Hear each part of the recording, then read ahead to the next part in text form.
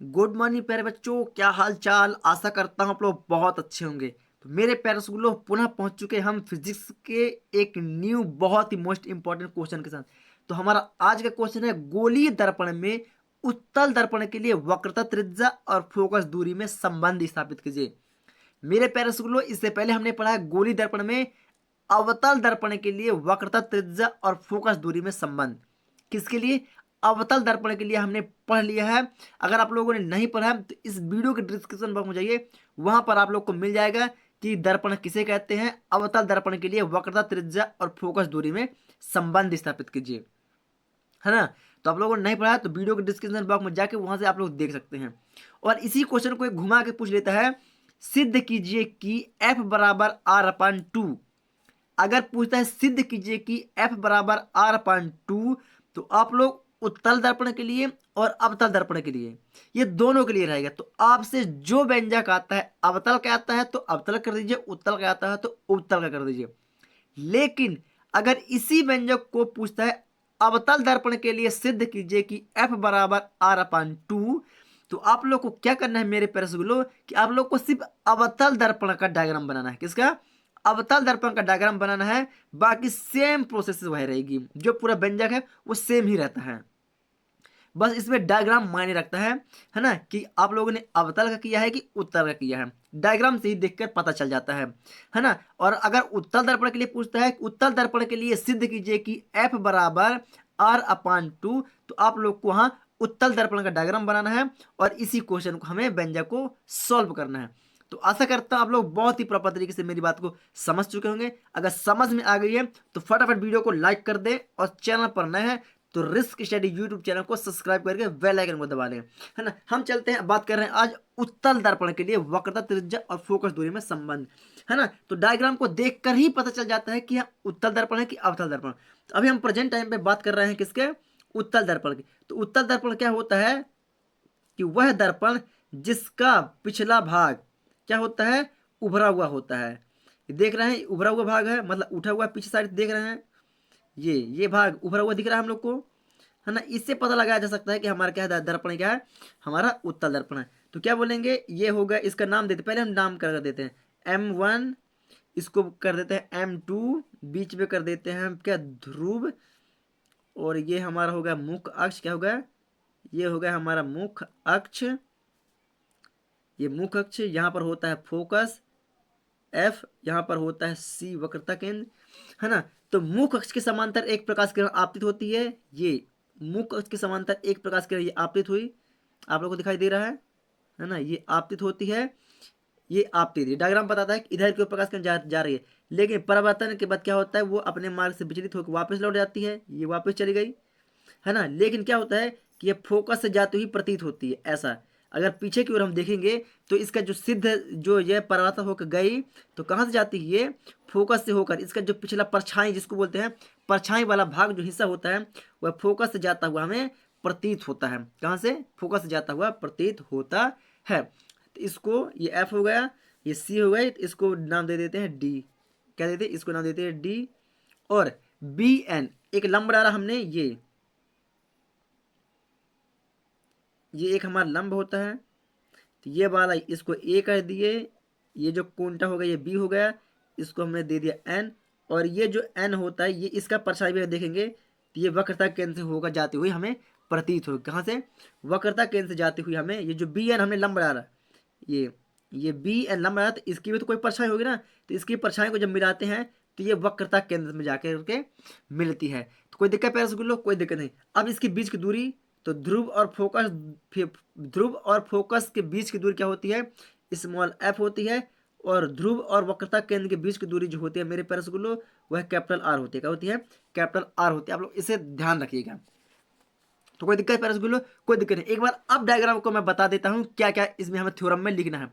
तो हम इस तरह कुछ बातें बोलेंगे कि माना कि क्या, माना M1 P M2 क्या है, एक उत्तल दर्पण है, जहां पर क्या, जहां पर P ध्रुव है, C वक्रता केंद्र है और F फोकस है। और ये मुख्य अक्ष है, ये वाला, है ना। तो मुख्य अक्ष के समांतर, मुख्य अक्ष के समांतर ये वाली AB, तो मुख्य अक्ष के समांतर एक प्रकाश किरण आपतित होती है, जो परावर्तन के बाद फोकस से जाती हुई क्या होती है, प्रतीत होती है। परावर्तन के बाद फोकस से जाती हुई प्रतीत, क्योंकि ये तो मुड़ के यहाँ चली गई, लेकिन इसका अगर पीछे की ओर मिलाएंगे तो फोकस से मैच होगी, तो क्या बोलेंगे, फोकस से जाती हुई प्रतीत होती है। ये नहीं बोलेंगे कि फोकस होकर जाती है। अगर अवतल दर्पण होता तो जरूर कह देते कि फोकस से होकर जाती है, लेकिन इसमें सिर्फ प्रतीत होती है कि हाँ जाके उसमें मैच हो जाएगी, है ना, कोई कंफर्म नहीं है, लेकिन हो जाएगी। अगर पीछे से इसका क्या बोलते हैं, इसकी परछाई देखेंगे तो हमें फोकस से जाती हुई प्रतीत होगी, है ना। तो फोकस जाती हुई प्रतीत होती है। बी ऑन एन, बी और एन का डारा एक लंब डारा, बी और एक लंब डारा जिसकी परछाई कहाँ मिलती है, वक्रता केंद्र पर मिलती है। कोई दिक्कत पैरा स्कूलों, इतना ही लिखना है। अब देखते हैं यहाँ पर हमें दो कोण प्राप्त होते हैं। पहला कोण कौन सा प्राप्त होगा, ए बी सी, इन दोनों के बीच में ये पूरा कोण बनेगा। तो ए बी सी बराबर, यहां पर डायरेक्ट देते हैं हम लोग, क्या डालेंगे, कोण। मैं थ्योरम को आप लोग को डायरेक्टली अपने नोट्स कॉपी पे दूंगा, है ना, आप लोग परेशान मत होइएगा। चलिए थोड़ा सा डायग्राम ऊपर के दे रहा हूं मैं। तो कोण ए बी सी बराबर कोण सी बी एफ, इतने के बीच में एक कोण बन जाएगा, छोटा सा कोण है यहाँ आपके पास, मतलब कि ए बी सी बराबर हो जाएगा सी बी एफ, बराबर कोण सी बी एफ। कोई दिक्कत पैर रसगुल्लो, कोई दिक्कत नहीं होगी। अब दूसरा कोण क्या बनता है, दूसरा कोण तो यही होगा ए बी सी, ए बी सी बराबर, अब इसको जस्ट अपोजिट कर देंगे, क्या करेंगे, बी सी एफ। अभी तक हमने सी बी एफ बोला था, अब बोलेंगे बी सी एफ। क्या बोलेंगे, बी सी एफ, क्या बोलेंगे, बी सी एफ। कोई दिक्कत, यहाँ पर होगा बराबर कोण बी सी एफ। कोई दिक्कत। तो ये वाला जो कोण बनता है इसको देते हैं समीकरण नंबर 1, इसको देते हैं समीकरण नंबर 2। तो ये किससे बनता है, ये परिवर्तन के नियम से बनता है, परिवर्तन के नियम से। क्यों, क्योंकि ए बी सी और सी बी एफ, तो जो सी बी एफ है, ये जो बी एफ है कैसे बना, जब प्रकाश किरण आपतित हुई तो परिवर्तन का कहाँ से, फोकस जाती हुई प्रतीत हुई थी। तो ये जो लाइन आई हमारी सी बी एफ की, बी एफ की जो लाइन है किससे आई, परिवर्तन के नियम, क्योंकि ये परिवर्तन के बाद ये धारा चली गई है, तो ये परिवर्तन के बाद आई पीछे की ओर। कोई दिक्कत, तो ये परिवर्तन के नियम से हो गया। और ये जो एकांतर कोण होगा, क्योंकि सी बी एफ बराबर बी सी एफ, ये जो बीच का बना हमारा कौन सा कोण है, एकांतर कोण है, तो इसको क्या बोल देते हैं, एकांतर कोण से। कोई दिक्कत पैर लो, कोई दिक्कत नहीं होगी। अब लेते हैं बी सी एफ में, किसमें, बी सी एफ में, है ना, कोण यहां पर लेते हैं अलग से बी सी एफ में। तो यहां पर लिखते हैं कोण त्रिभुज, त्रिभुज बी बी सी एफ में, बी सी एफ में दोनों आ जाएंगे, समीकरण 1 और समीकरण 2, क्योंकि बी सी एफ के बीच में ये भी आता है, ये भी आता है ना। तो बी सी एफ ये जो दिख रहा है ना, ये तीनों आते हैं उसी के बीच में। तो क्या लेंगे, समीकरण 1 और समीकरण 2 से, समीकरण 1 और समीकरण 2 से, 1 और 2 में हम क्या देख रहे हैं कि सी बी एफ बराबर B C F, A B C दोनों के बराबर क्या, सी बी एफ बराबर बी सी एफ, मतलब इन दोनों का क्या होगा, मान होगा। तो क्या लेंगे यहाँ पर लेते हैं कोण सी बी एफ, समीकरण 1 ये वाला, तो दूसरा में ये वाले लेंगे बराबर करके, तो बराबर बी सी एफ। कोई दिक्कत। अब बीच में हम देखते हैं एक कोण हमारा कौन सा बनता है, सी बी एफ, बीच का कोण बी कहलाता है। अब बी सी एफ में बीच का कोण का सी कहलाता है। तो इन दोनों क्या करते हैं, ये कोण वाला ये कोण हटेगा, ये कोण का जो चिन्ह है, ये कोण का चिन्ह हटेगा तो बी हट जाएगा बीच का, तो क्या बचेगा, यहाँ पर बचता है सी एफ बचेगा सिर्फ, बराबर तो बराबर इसमें कोण होगा, ये कहाँ कोण है यहाँ पर, है ना, यहाँ पर कोण है, तो ये कोण हटेगा तो ये वाला। तो चलिए समझ गया पैरस गुल्लू कि ये वाला कोण हटा तो ये सी बीच का कोण हट जाता है, तो क्या हो बचेगा, सिर्फ बी एफ बचेगा। इसका कोण हटा तो ये बीच का कोण हट जाएगा, तो बचा सी एफ बराबर बी एफ। कोई दिक्कत मेरे पैरस गुल्लू, कोई दिक्कत आप लोग को नहीं हुई। इसको दे देते हैं समीकरण नंबर 3, क्या देते हैं, इसको दे दिया हमने समीकरण नंबर 3। कोई दिक्कत, कोई दिक्कत नहीं। लेकिन यदि द्वारक छोटा हो तो, लेकिन यदि यदि द्वारक छोटा हो तो, द्वारक क्या होता है, M1 और M2, है ना। मतलब दो भुजाओं को आपस में मिलाने वाली रेखा क्या होती है, द्वारा कहलाती है। तो यहाँ पर बी एफ, आप लोग देख रहे हैं ये जो बी एफ है, ये बी एफ क्या है, छोटी पड़ जाती है। क्या ये बी एफ जो, ये जो रेखा है बी एफ, ये रेखा छोटी पड़ जाती है। तो इसके जगह पर हम क्या ले लेते हैं, इसके हम पी एफ ले लेते हैं। क्या ले लेते हैं, पी एफ। तो बी एफ बराबर पी एफ, वो भी लगभग मिलेंगे, लगभग शायद ये रेखा से ये रेखा तक मैच कर जाए। तो दो बिंदुओं को आपस में मिलाने वाली सबसे बड़ी रेखा कहलाती, द्वारा कहलाती है। उसी के बारे में बात कर रहे हैं। तो बी एफ की जगह हम क्या लेंगे, पी एफ करेंगे, पी एफ। चलिए चलते हैं डायग्राम पर अपने, सॉरी डायग्राम बोलते हैं अपने नोट्स रफ कवर पर। चलिए, तो यदि द्वारा छोटा हो तो ये जो बी एफ दिख रहा है आप लोग को, ये तो बी एफ बराबर हो जाएगा हमारा क्या, पी एफ। क्या हो जाएगा, पी एफ। तो बी एफ बराबर पी एफ। कोई दिक्कत मेरे प्रश्न को। अब क्या करें, समीकरण 3 में बी एफ का मान रखने पर, बी एफ का मान क्या है, पी एफ है। तो क्या बोलेंगे यहाँ पर समीकरण 3 में, क्या बोलेंगे, समीकरण 3 में बी एफ का मान रखने पर, बी एफ का मान रखने पर, चलिए मान रख देते हैं। तो ये हो जाएगा सी एफ बराबर पी एफ। कोई दिक्कत मेरे प्रश्न को।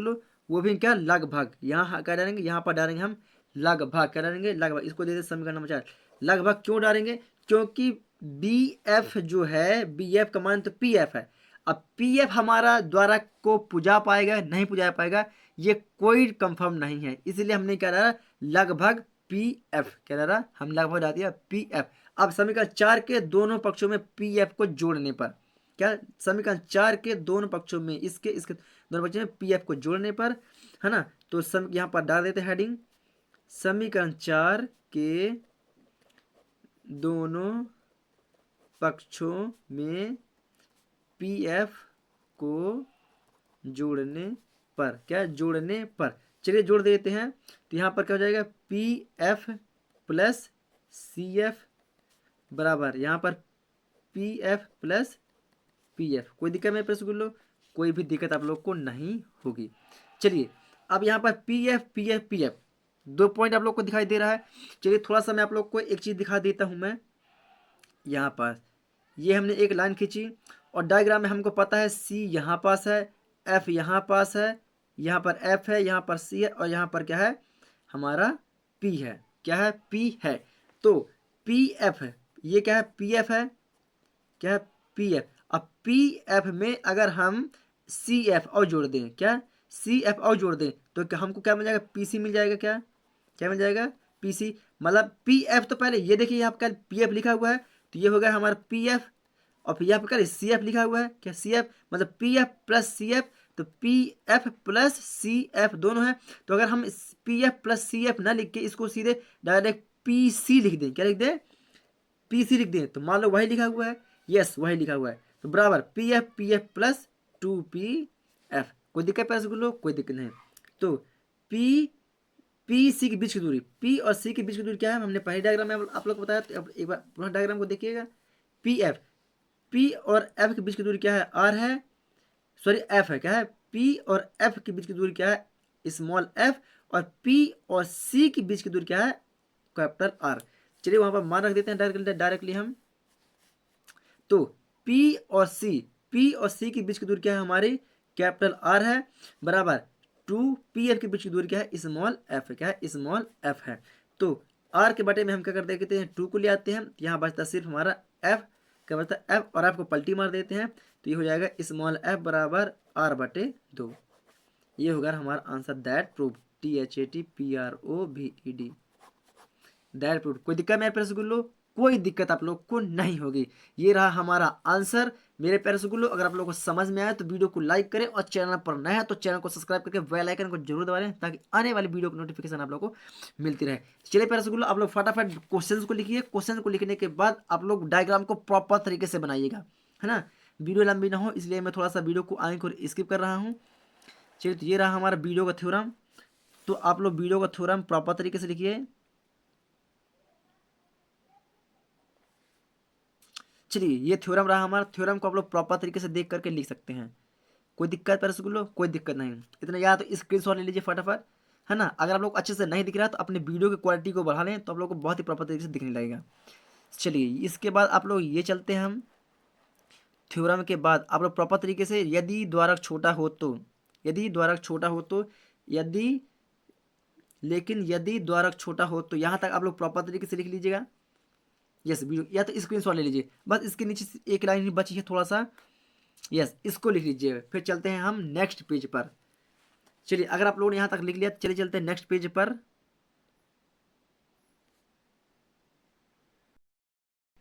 चलिए पैरेंट्स को लोग पहुंच चुके हैं हम नेक्स्ट पेज पर। तो आप लोग प्रॉपर तरीके से समीकरण 3 में बी एफ का मान रखने पर, तो बी एफ का मान क्या है, पी एफ है, जो हमने इससे पहले वाले पेज में आप लोग को दिखाया था, है ना। चलिए तो आप लोग वीडियो को रोक के यहाँ तक आर बराबर 2F, आर बराबर 2F तक यहाँ तक वीडियो को रोक के लिखिए, है ना।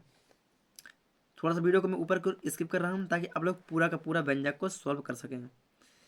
चलिए मेरे प्यारे स्कूलों ये रहा हमारा पूरा आंसर। अगर आप लोग को समझ में आए तो वीडियो को लाइक करें और चैनल पर नए हैं तो चैनल को सब्सक्राइब करके बेल आइकन जरूर जरूर दबाएं और अपने फ्रेंड सर्कल को वीडियो को ज़्यादा से ज़्यादा शेयर करें।